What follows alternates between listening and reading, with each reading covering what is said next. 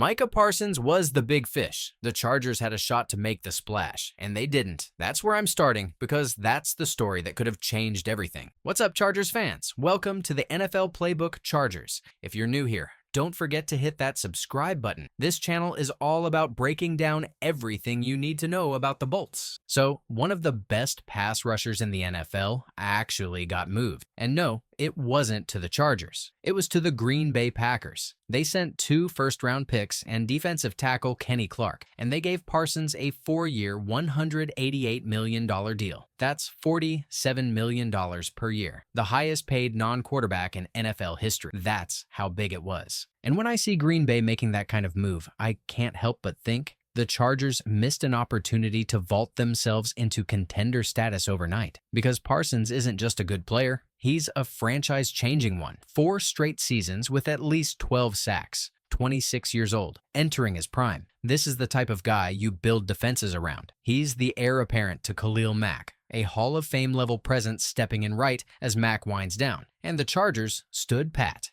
Now, I get it, the cost is steep. 2 first-rounders plus a player. For us, that would have looked like Tuli Tuipulotu and 2 first-round picks, maybe Khalil Mack involved, plus cap gymnastics. Painful, yes. But worth it? For a generational edge rusher, I say absolutely. You don't pass on this kind of talent because of draft picks or contracts. You figure it out. Parsons isn't a someday guy. He's a right-now player who changes seasons the moment he walks in the building. And here's why it matters. With Parsons opposite Mack in Jim Harbaugh's first year, you're not just talking about being competitive in the AFC. You're talking about being a legitimate Super Bowl contender. That's how quickly it would have accelerated the Harbaugh era. Instead, the Packers pulled the trigger. And we're left wondering, what if? Now, let's talk front office, because the question always comes back to this. Would Chargers GM Joe Hortiz ever make a move of this magnitude? If I'm being honest, I doubt it. Hortiz is conservative. He values his draft picks. He comes from the Ravens tree. Build through the draft, find value, manage the cap. It's safe, it's logical, it's sustainable, but it also means you pass on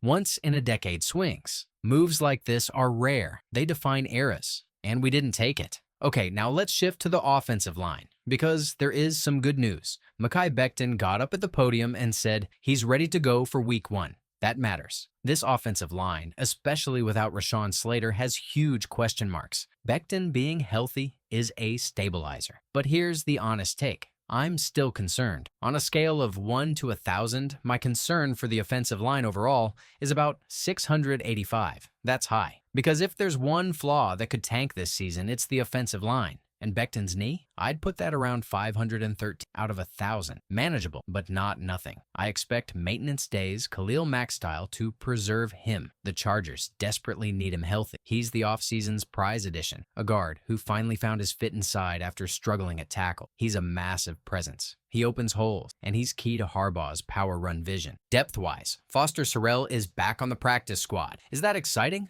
Not really, but it's better than what we saw from preseason bodies. He's got tackle, guard flexibility. He knows the system. He's an upgrade over the bottom of the depth chart. It doesn't raise the ceiling, but it helps the floor. Truthfully, I think this is the line we're rolling with into Week 1. No more big moves coming. Now, let's talk wide receivers, because here's where I plant my flag. The Chargers have the best wide receiver room in the AFC West, period. Start with Ladd McConkey. He's the best receiver in the division right now. He can do everything. Quick routes, contested catches, yards after the catch. He's that guy. Add Keenan Allen as WR2, still a technician with plenty in the tank, and suddenly your WR2 is better than some teams' WR1. Then you've got Quentin Johnston as your WR3. Not bad at all. And he might even get pushed by rookies like Trey Harris and Keandre Lambert-Smith, who bring underrated skill sets. That's called depth. That's called competition. Compare it around the division. Cortland Sutton in Denver, Hollywood Brown in Kansas City, Amari Cooper in Vegas. Solid players, sure, but nobody has the combination of top-end talent and depth that the Chargers do. By the end of the year, this will be the clear #1 receiver group in the AFC West. Now, defense again. The secondary is unsettled. Some guys are asking, can the young DBS like Nico Reed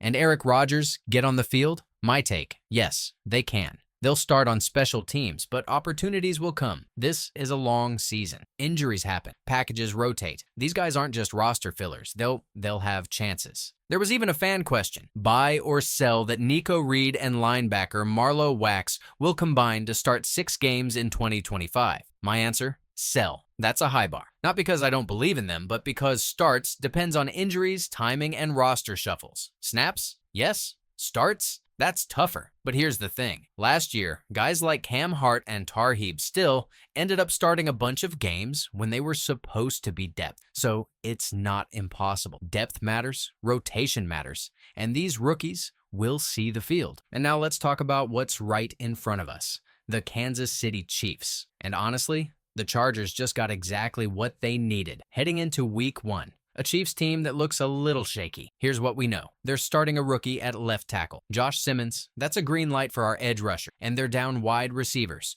Rashee Rice is already out. Now Jalen Royals won't suit up either. That leaves Patrick Mahomes throwing to Xavier Worthy, Hollywood Brown, and Juju Smith-Schuster. Good players, sure. But let's be real. This is not the same arsenal Mahomes had when it was Tyreek Hill and prime Travis Kelce. And Kelce? He's older now. He's been through an offseason full of distraction. At some point, regression hits. So, if you're a Chargers fan, this is the news you wanted to hear. The Chiefs are still dangerous. Mahomes guarantees that, but they're not untouchable. Not right now. This is a winnable game. Now zoom out, look at the Chargers' schedule. You open with 3 straight division games. Chiefs, Raiders in Vegas, Broncos. If you can take 2 out of those 3, you set the tone for the whole season. Then comes the stretch from weeks 4 to 11. Giants, Dolphins, Colts, Titans, Steelers, Jaguars. That's where you stack wins. That's where a 6-1 type run is possible if this team is who we think it is. Do the math. Even if you stumble early, say you start 1-3, there's still a path to 10 or 11 wins. That's 8 wins right there. Add a couple more and you're in the playoff. Remember, 40% of the league makes it now with the expanded format. 10 wins gets you in the dance. And don't forget,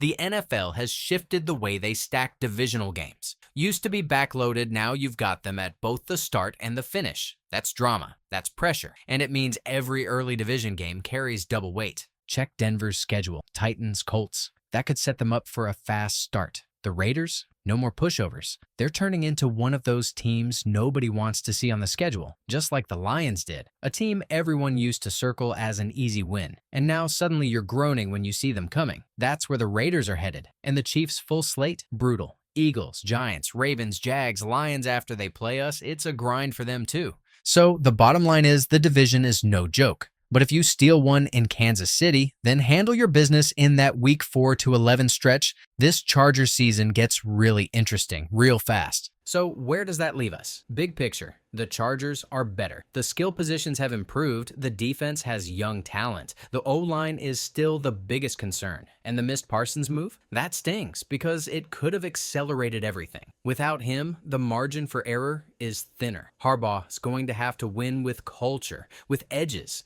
and with power football. Here's the bottom line. Parsons was the swing. Green Bay took it. We didn't. That means we've got to win the hard way. By coaching, by protecting the pocket, and by letting our receivers carry the load. The window isn't closed, but it could have been blown wide open.